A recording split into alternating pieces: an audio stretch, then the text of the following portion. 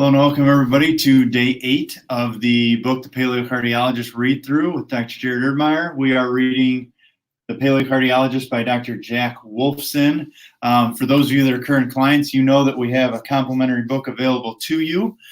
Just either post in the comments or if you feel comfortable, pick it up at the office.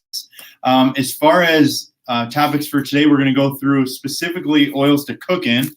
So you may remember from the previous days we talked about cooking, especially in saturated fats like coconut oil. They talk about cooking in animal fats. Also, especially when we start to talk about olive oil, this is one of the more common misconceptions. A lot of people cook in olive oil thinking it's healthy. Olive oil is a monounsaturated fat, so it is not great to cook with at even mild or moderate temperatures. Medium to low heat is the highest. So extra virgin coconut oil, grapeseed oil, a lot of those are more to be made into salad dressings to drizzle over vegetables after you've cooked them, or things like that. So a couple things, according to the book on page 40, you should never, ever consume soybean, canola, or corn oil.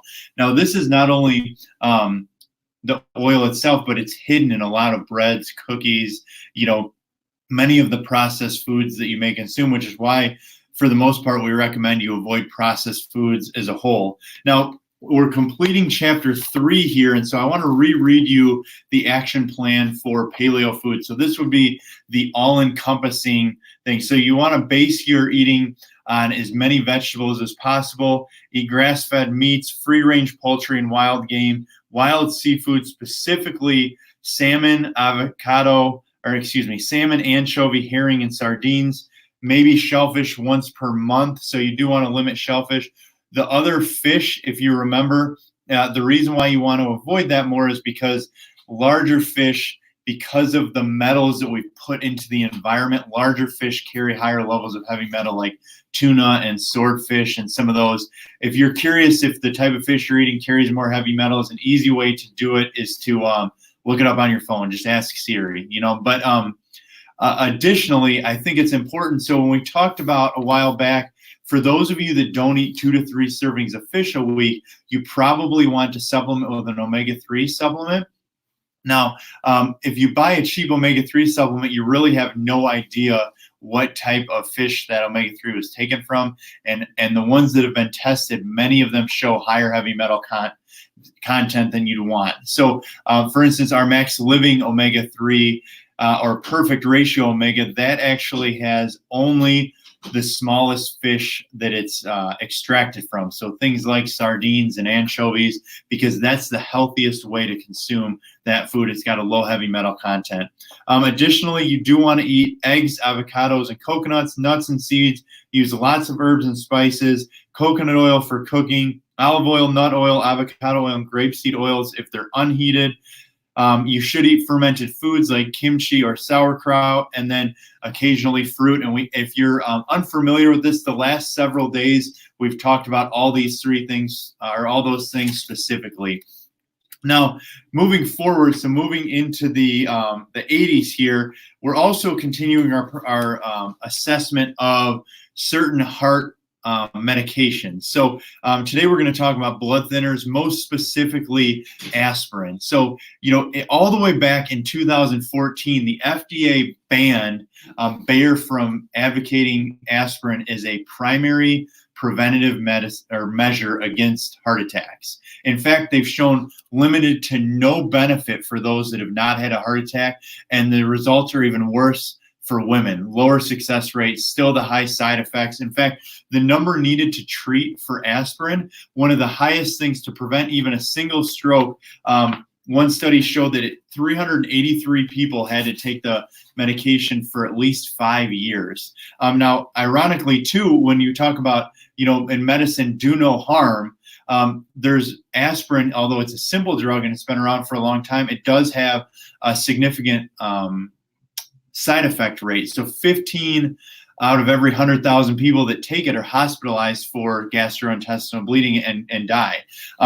Additionally, the number needed to harm for gastrointestinal bleeding is 476. So for every stroke you prevent, you possibly cause a severe gastrointestinal effect. And again, these studies are in the book, so if this is a new thing for you, feel free to research it. But this is on page 80, talking about aspirin. It might be, according to Dr. Wolfson, the single biggest sham in all medical literature, meaning that it's been advertised to prevent 1 out of 3 heart attacks and strokes, and that's simply, the research shows, not true. Like I said, all the way back in 2014, the FDA mandated that it stop being recommended for people that have not had a heart attack. So if you're on aspirin right now, or you know somebody that is, it's not even in the medical guidelines for you to be on it. So you need to consider talking to your doctor and debate getting off of that medication.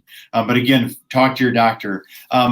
Extensively now, beyond the aspirin itself, when we look at other side effects, remember aspirin has, if you watched on Monday night, increases uric acid, so actually increases the amount of people who experience gout symptoms, severely can damage your kidneys. If you remember from Monday night, aspirin, high aspirin consumption was the first original reason for dialysis clinics predominantly, because people's kidneys were shutting down because aspirin was thought to be safe, and people were taking as high as 16 aspirin a day, which is severe. It can lead to blindness, wet macular degeneration. It increases blood clots when people have surgery, and can lead to hearing loss. So keep in mind, this tiny little pill, even though it's, I only take a baby aspirin, it still is a more serious effect. The last two things we want to talk about today are other blood thinners, specifically for after people have stents. So Plavix. Plavix does show to have a positive effect for the first 6 to 12 months after people have heart surgery. So again, there are times that heart medications are necessary. Unfortunately, people are left on Plavix for much too long, and you can read the research right in this book. And then lastly, one of my, I don't want to call it favorites, but basically when you talk about the blood thinners called Coumadin or warfarin, which is given for stroke prevention in people that have heart arrhythmia, specifically atrial fibrillation. Now, this was originally, Coumadin is the active ingredient for rat poison. So it's blood thinning to the point where if rats eat enough of it, they bleed out. That's how they die.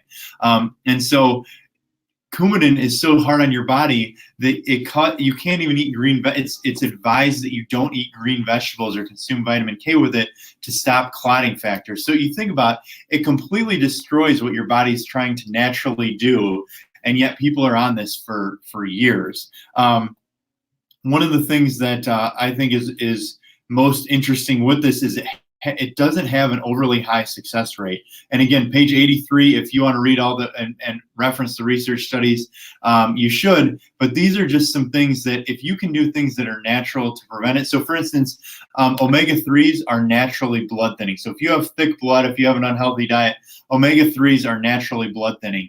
When you take things like turmeric and curcumin, those things are anti-inflammatory. They occur in your body to help your body balance itself, where a medication causes side effects within your body. So be informed, empower yourself. There are so many things that you can do that don't have the side effects like the rest. So again, if you're a current client, we do have books. Now, we just had to order 100 more because so many people requested the book. But if you're interested, you can post in the comments.